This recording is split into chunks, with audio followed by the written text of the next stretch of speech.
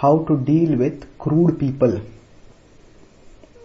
Suppose we come from a sophisticated urbane background and have manners that are considered excellent.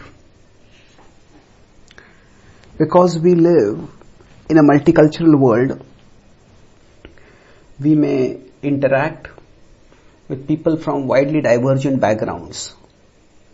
Say we encounter someone from a rustic background whose manners are considered by today's mainstream to be crude or even boorish. Consequently, while interacting with such people, we may naturally look down upon them and feel justified in looking down upon them. Not only might we consider them crude, but we may even consider them rude. Crude are those who don't know how to respect others. Rude are those who are deliberately disrespectful. When we label the crude rude, we may not realize that it is we who might end up behaving both crudely and rudely. Here's how. When we feel angry, and especially when we feel we are right to be angry because we have been disrespected by others, then we often let anger take control of us and do through us things that we would normally never do.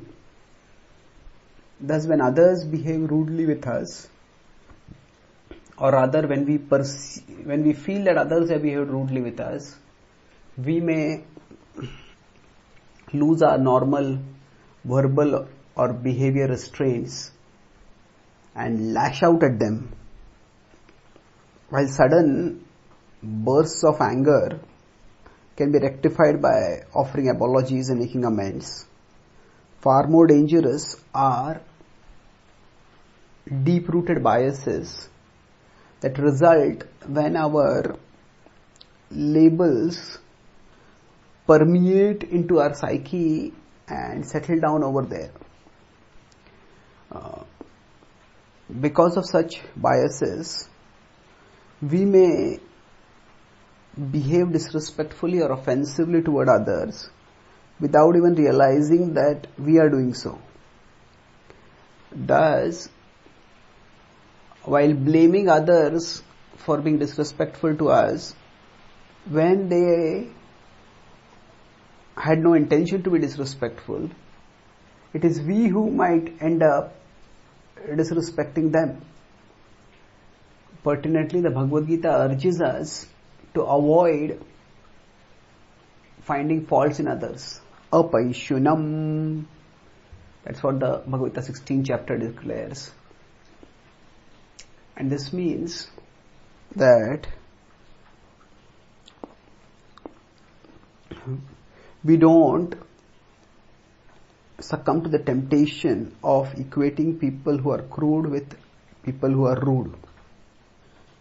Helping us avoid such fault finding, Gita Wisdom explains that everyone is essentially just like us, because we are all at our core spiritual beings beyond whatever different mannerisms we may have. By internalizing such a spiritual vision, we can learn to treat everyone, even the crude, with due respect and courtesy. To summarize, don't label the crude rude, lest we end up becoming both crude and rude.